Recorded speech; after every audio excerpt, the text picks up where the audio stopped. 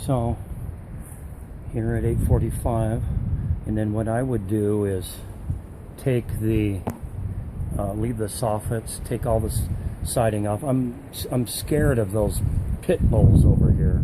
They're evil dogs. They rip you apart. Yep, all of this come off. Leave the soffit. If I were you, I would do. You're doing the fascia. If this was my house, I would take that drip edge off. That's just galvanized D-metal. Pull it off and put 6-inch fascia over it to match the LP siding. That's what I would do. All of the corners like this would have, it's called 5/4 4-inch Pro Trim on it. Of course, that would be lifted up and then put back, that 4x4, that overhang stabilizer. Pro corners. The windows can really be cleaned up nice. I'm really good at that. Run your new fascia across there, and by the way, and then you'd put a colored drip edge on it, a colored drip edge. And then you'd run a piece of, that looks like 9 inches, so you'd have to rip a piece of LP, of 12-inch LP to go over that. Pro corners on that. This should have a drip edge on it. I could just, you want it for aesthetics. It's probably not going to do much for this overhang roof, but I would wrap it with that. Move the firewood, of course. All of that would be, oh, it looks like you got some electrical work done. Good for you. Nice. That's what I would do. And then what you do on these, any corner to corner that's longer than 6 feet, you put a transition. You can use the 4-inch 5/4 trim for it, or you can use a 2x2. 2x2 is just as easy. Example, without measuring it right now, this corner from here to here is probably 30 feet.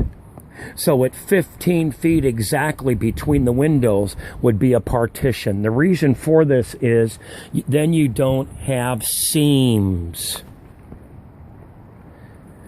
You don't have seams.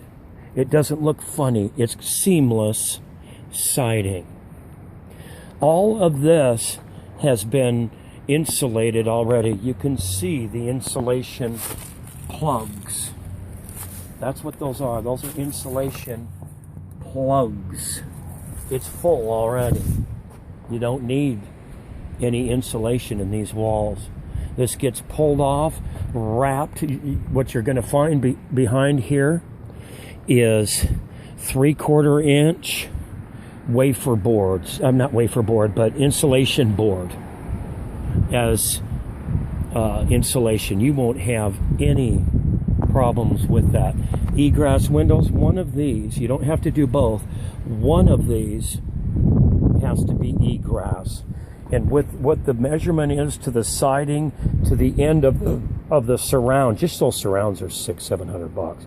Just the surround has to be a certain measurement in Prosser between the edge of that and the sidewalk, so no one who trips off the sidewalk would fall in that well.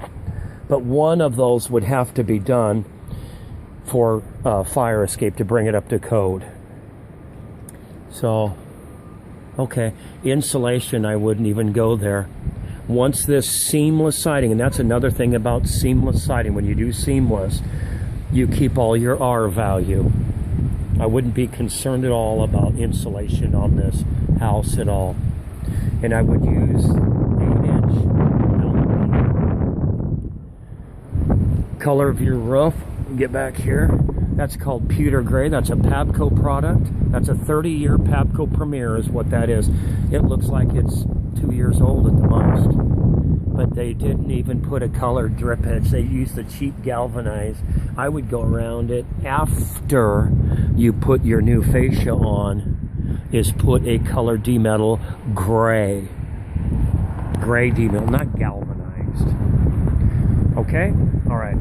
I would put G flashing. I wouldn't replace the D-metal because you're going to bring that out actually 3/8 of an inch, I would use G flashing instead of D metal. Okay, I'll leave a door hanger on you, and you can email me. I don't know if I gave you a card or not, but okay, thanks.